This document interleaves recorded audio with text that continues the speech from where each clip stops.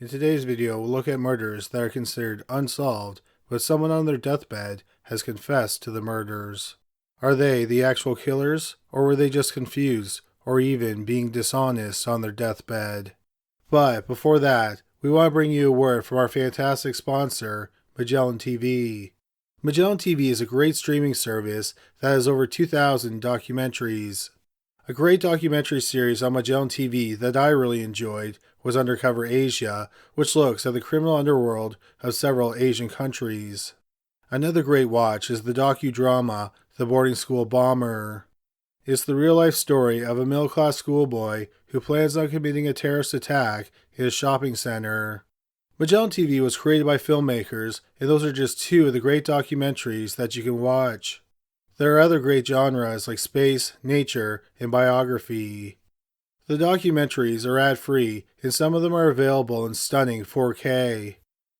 Magellan TV is also easy to access. You can watch on Roku, Amazon Fire TV, Google Play, Apple TV, and iOS, or simply cast from your phone to your TV.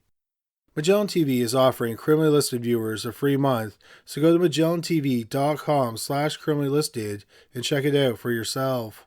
By getting Magellan TV, you not only get access to thousands of great documentaries, but you'll also be supporting Criminally Listed. Number 3. Thomas Jones Jr. Larry Sherrard was born in May 1953 in Elizabethtown, Kentucky. He was one of 6 children. For most of his adult life, Sherrard worked as a plumber. But Sherrard also had a darker side, and he struggled with drugs for many years. In the summer of 2013, Sherrard's health took a turn for the worse. For the next 8 months, his niece, Pam Reinhardt, took care of him. As 2014 was beginning, Sherrard was nearing the end of his life. Then on February 1st, 2014, Sherrard told his niece that he had something important to tell her. He said that he did not want to go to hell. He then admitted that he had killed 2 men. He said that the first murder happened in 1988. He had shot a man in the head, and then he rolled his body up in some carpet. He worked with an accomplice, and they took the body to a saltpeter cave just outside the city, where they dumped the body. Sherrard then told his niece that a year after that murder, he shot another man. At the time, he was living in a house in Elizabethtown. He and 2 other men dug up the concrete in his basement. They dug a hole in the earth, and then they placed the body in it. Then they sprinkled lye or lime on the body. Finally, they laid new cement in the basement. Sherrard told Reinhardt that he murdered both men because something went wrong during separate drug deals. Sherrard did not share the names of his victims or his accomplices. Hours later, Sherrard slipped into a coma and he passed away on the morning of February 2nd, 2014. Pam Reinhardt said that because of the way her uncle looked at her when he confessed, she knew that the deathbed confession was most likely true. So after his funeral, Reinhardt went to the police. They looked into it, and one of the murders that was described was similar to a cold case that they had on file. In 1989, some spelunkers found the skeleton of a man in a saltpeter cave just outside of Elizabethtown. The skull had a bullet hole in it. Using dental records, the police identified the remains as 28-year-old Thomas Jones Jr. Jones was last seen alive over a year earlier on May 14, 1988. Jones had just gotten out of prison a month or 2 before he went missing. The police said that Pam Reinhardt knew things about Jones's murder that were not made public. This convinced them that her late uncle, Larry Sherrard, had been telling the truth on his deathbed. The police then went to the property where Sherrard said the second body was buried.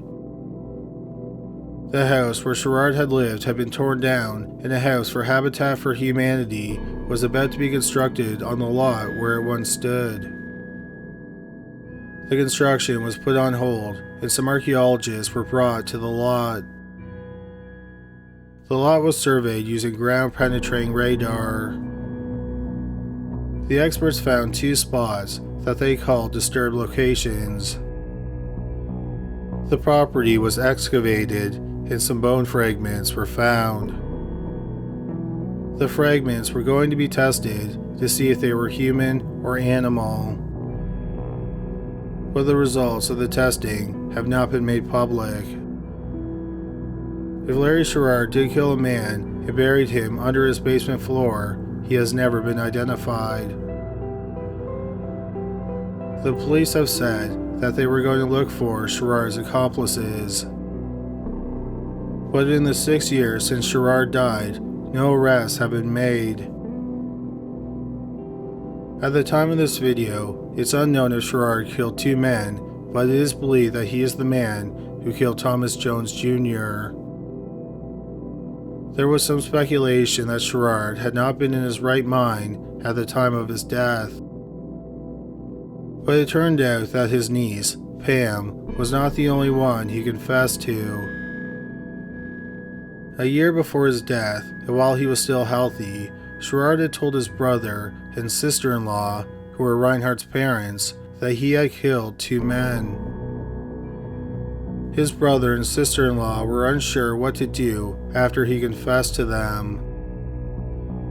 Then a few days after Sherrard confessed to them, his brother had a massive heart attack and died. While his brother was on his deathbed, he made his wife promise that she would take care of Sherrard. So she did not tell anyone that he had confessed to them. The police have said that the investigation into Larry Sherrard's death confession is ongoing. Number 2. Noreen Greenley.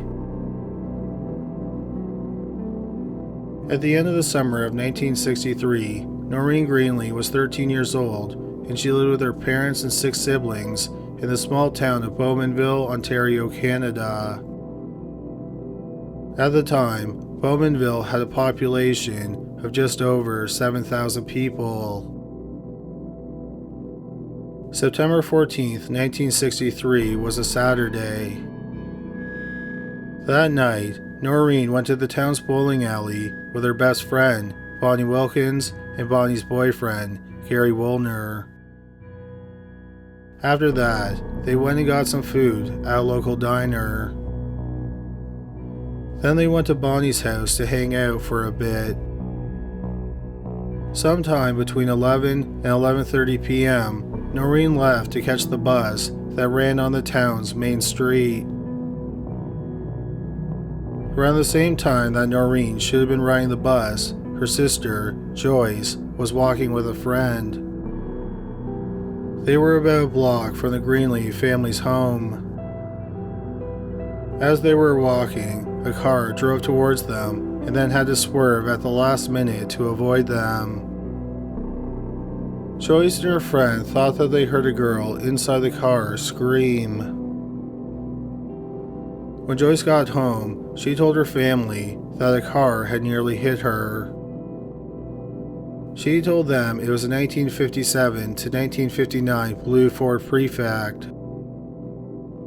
Her father and her brother went out looking for the car, but they couldn't find it.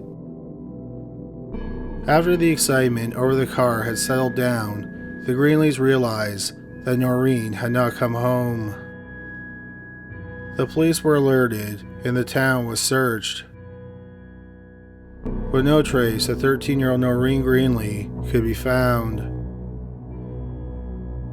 The bus driver who was working that night was interviewed, and he told the police that Noreen had not gotten onto the bus. A person who lived near the bus stop told the police that they saw a girl matching Noreen's description get into a car sometime between 11 and 11:30 on the night that Noreen went missing. They said that the car was a 1957 to 1959 blue Ford Prefect.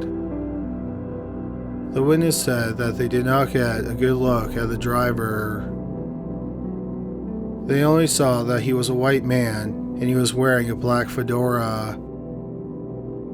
Noreen's sister Joyce believes that the car that nearly hit her and her friend was the same one that Noreen got into. And the scream she heard was the scream of her sister. The police conducted a search for the car as well, but it was never found. A year after Noreen went missing, her parents received a tip that she was seen over 2,000 miles away in Calgary, Alberta.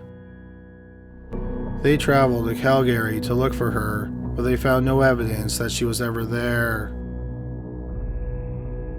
Weeks, months, and then years would go by, and no one saw or heard from Noreen. The police's leading theory was that Noreen knew her kidnapper. At the time of her disappearance, Noreen worked at a gas station in town. So it's possible that she met him there. Several years after Noreen went missing, her father had an aneurysm and he passed away. Noreen's mother turned to alcohol to deal with her pain. Her drinking got to be so bad that she ended up losing custody of her 3 youngest children. Decades would go by and no evidence emerged as to what happened to Noreen Greenley. Then in 2016, nearly 53 years after Noreen vanished, an unidentified man got in contact with the Greenley family. He told them that while his father was on his deathbed, he had confessed to killing a young girl. A lot of the details in his father's deathbed confession fit with Noreen's disappearance. The leading theory was that Noreen got into the car because she knew the driver. At the time of Noreen's disappearance, the man's father was the school bus driver in town, so Noreen probably knew who he was. The man also said that his father was a construction worker. His father supposedly told him that after he killed the girl, he placed her body in the trunk of the car and then buried the car in an area where a highway was being rerouted. Noreen's family also thought that this explanation fit with Noreen's disappearance. The car that the kidnapper drove had never been seen again. If it was buried with Noreen's body, that would explain why the car and her body had never been found. Noreen's family went to the police with the information from the deathbed confession, and the police interviewed the man. But they did not find the man credible, so they chose not to look into his father's supposed deathbed confession. The family then got in contact with the Cold Case Society, which is a group of people from different disciplines who analyze cold cases. A forensic anthropologist who works with the group, Renee Wilmot, went to the area where the man said the car should be buried. She did a magnetic scan and found an area of interest. In October 2018, the police finally agreed to conduct searches of the area. They dug out 2 long tracts of land. One hole was 150 feet long and 7 feet deep, while the second one was 100 feet long and it was also 7 feet deep. After the holes were dug, metal detectors were used. The police found nothing to indicate that a car had been buried in the area. As a result, they do not think it was a legitimate deathbed confession. The forensic anthropologist who did the magnetic scan of the area, Renee Wilmon, criticized the police's search of the area. She thinks that the police should have used ground-penetrating radar and searched a wider area. She thinks that the search of the area is incomplete. Noreen's family is hoping that one day they'll find her remains so that they can have a small measure of closure. Number 1. Nancy Marie Shomette and Michael Ann Ryan. June 15, 1955 was the last day of high school for students in Prince George County, Maryland. Nancy Marie Shomette was 16 years old and she attended Northwestern High School. Her friend, Michael Ann Ryan, was 14 and she had just finished grade school. Both girls were good students and they were popular. That morning, Nancy planned on picking up her report card from school and then she was going to head back home. Michael decided to join her. As they were walking in a park near some woods, someone opened fire on them. Nancy was shot 11 times, while Michael was shot 3 times. Their bodies were found about 2 hours after they left for school. The murder weapon was never found, but it's believed that it was a Marlin .22 caliber repeating rifle. It is thought that the killer was waiting for them in the woods. He was about 150 feet away when he started shooting. After the girls fell, he walked up to them and shot them some more. The rifle held 17 bullets, and the girls had been shot a combined 14 times. 3 more slugs were found in the area. This indicated that the killer was a skilled marksman. After he killed the 2 girls, he dragged their bodies into the woods and did a haphazard job of covering their bodies with twigs. The double murder rocked the people of Prince George County. Michael's father was a police officer in nearby Washington, D.C. Residents thought if a police officer's child could be murdered, how could the rest of their children be safe? The police of Prince George County started an around-the-clock investigation. Police from Washington, D.C. also helped. Then the FBI was brought in. In the days after the murders, the authorities brought a few people in for questioning, but they all had alibis, or the authorities were able to rule them out as suspects. The authorities were at a loss as to why someone would want to hurt the girls. They had not been sexually assaulted. Nancy's purse and the $2 inside of it were missing, but the authorities did not think that robbery was the motive behind the murders. Finally, both girls were well liked and neither had any known enemies. The police and the FBI interviewed 5,000 people and cleared over 200 suspects. Decades passed and no one was ever charged with the homicides. By January 1997, the case was hopelessly cold. It had been 41 and a half years since the girls were murdered in cold blood. On January 23, 1997, a 60-year-old woman called the police at Prince George County. She said her name was Jean Doback and she was calling from North Pole, Alaska. Jean said that 9 months earlier, she was in Hollywood, Florida. Her 57-year-old brother-in-law, Edward V. Doback, was on his deathbed. Jean had been married to Edward's younger brother, John. Supposedly, while Edward was on his deathbed, he confessed to shooting Nancy and Michael. She said that a few days before Edward killed them, Nancy and Michael had insulted him in some way. So he waited for them in the woods that morning and then shot them. The police decided to look into the details of what Jean had told them. At the time of the murders, Edward Doback was 17 years old. He and his family lived in Hyattsville, Maryland, which is about 3 miles from the crime scene. Edward attended Northwestern High School, which was the same high school that Nancy went to.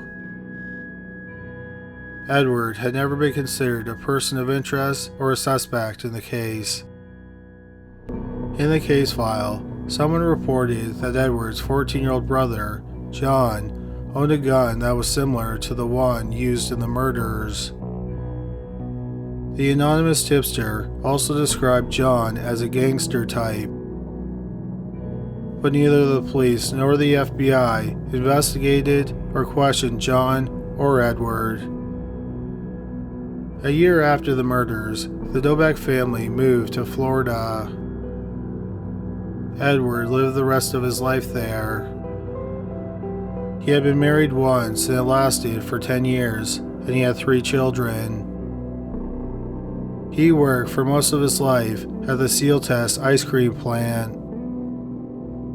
Edward died at the age of 57 on April 26, 1996, from liver cancer. His brother, John, married Jean, and they stayed married until John died 2 months after Edward died. What really convinced the police that Edward Doback had confessed to his sister-in-law, Jean Doback, was because Jean knew things about the crime that were never made public. On June 15, 2000, which was the 45th anniversary of the murders of Nancy Marie Shomette and Michael Ann Ryan, the police announced that based on his deathbed confession, they believed that Edward Doback was the killer. But they admitted that they couldn't prove anything that Jean had told them, but they could not disprove anything she said either. Then the Washington Post started looking into the case. They tried to talk to Jean Doback, but they couldn't locate her. They found her son, Ronald Doback, and he said he had not seen or heard from his mother in over a year. He said that the last contact he had with her was when he paid her bail and restitution in Alaska. She had just been convicted of insurance fraud. After Ronald paid her bail, she vanished. Ronald was asked about his uncle's deathbed confession. He said that his mother had told him about the confession and he believed it was true. His mother had told him that Edward confessed that he had flirted with the 2 girls, but one day they rejected him. So a few days later, he shot them to death. He said that his uncle was an angry man. Ronald also noted that his mother wasn't the most credible person. Ronald said that throughout his childhood, his parents, Jean and John, moved him from state to state so they could run insurance scams. The Washington Post also tracked down one of Edward's brothers who was still alive. Robert Doback said that he didn't think that what Jean said made any sense.